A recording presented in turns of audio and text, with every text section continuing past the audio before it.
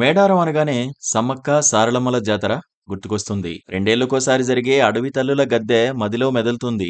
లక్షలాదిగా తరలివచ్చే జనసందోహం కన్నుల పండుగ కనిపిస్తుంది. ఫిబ్రవరి జాతర కోసం రెండేళ్ల పాటు జరిగే ఏర్పాట్లు అందరినీ నెమరువేసుకుంటాయి. మేడారంలో జరిగే ప్రతి తంతు చిరస్మరణీయం అవుతుంది.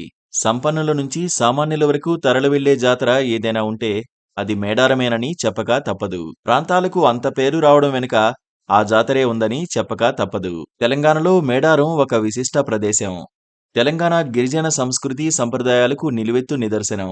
ఆసియా ఖండంలోనే తెలంగాణకు ఒక ప్రత్యేకతను సాధించిపెట్టిన సంబరం.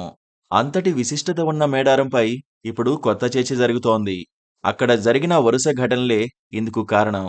వరుసగా 3-4 ఘటనలు, అందులో భయోత్పాతానికి నిదర్శనంగా నిలిచే ఘటనలు రాష్ట్ర ప్రజలకే వణుకు పుట్టిస్తున్నాయి. మేడారం సమ్మక్క సారలమ్మ జాతరలో పూజలు నిర్వహించే పూజారులు ఇటీవల చనిపోయారు. నెలల వ్యవధిలోనే అనారోగ్యానికి గురై కన్నుమూశారు. పూజారులు ఇలా చనిపోవడం మిగతా వారికి సహజ ప్రక్రియలాగా కనిపించినప్పటికీ ఆ చుట్టుపక్కల ప్రాంతాల ప్రజలు మాత్రం కీడును శంకిస్తున్నారు. ఈ ఘటన జరిగిన కొద్ది రోజులకే ఇటీవల బీభత్సమైన గాలి ఆ ప్రాంతంలో వచ్చింది. మేడారం చుట్టుపక్కల ప్రాంతాల్లో ఉన్న అడవిని నేలమట్టం చేసింది. 50,000కు పైగా వృక్షాలు నేలకూలాయి. ఈ ఘటన జరిగే ఒకరోజు ముందు అక్కడ ఉండే కోతులు, దుప్పులు, ఇతర అటవీ జంతువులు కేకలు వేసుకుంటూ ప్రాణభయంగా దూరంగా వెళ్లిపోయాయి. అవి వెళ్లిపోయిన మరుసటి రోజు అక్కడ అమిత వేగంతో గాలులు వీచాయి. వేలాది వృక్షాలు నేలకొరిగాయి.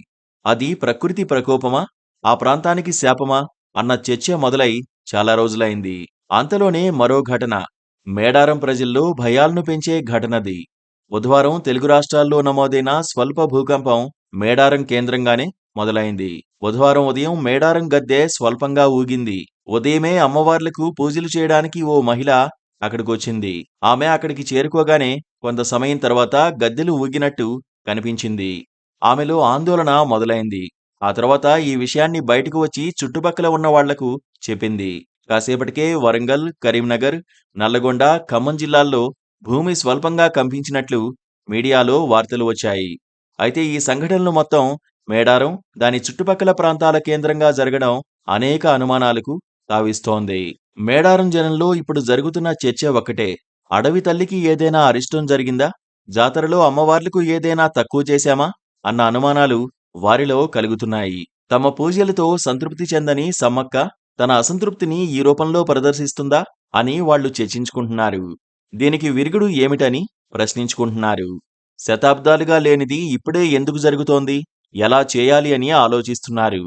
అమ్మను శాంతింపజేసేందుకు ఎవరైనా ఒక మార్గం వెతికితే బాగుండని ఎదురుచూస్తున్నారు. ఎవరు ఏం చెప్పినా ఇప్పుడా పని చేసేందుకు వాళ్లు రెడీ అవుతున్నారు. ఇదంతా మూఢనమ్మకమేనని, ప్రకృతిలో వచ్చిన మార్పులేనని శాస్త్రవేత్తలు కొట్టిపారేసినా విశ్వసించేందుకు మేడారం జనాలు సిద్ధంగా లేరు. త్వరలో ప్రాయశ్చిత్తం చేసుకుని అమ్మను సంతోషపెడతామని ప్రకటిస్తున్నారు.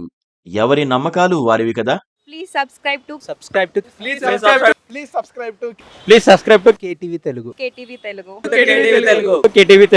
KTV Telugu channel.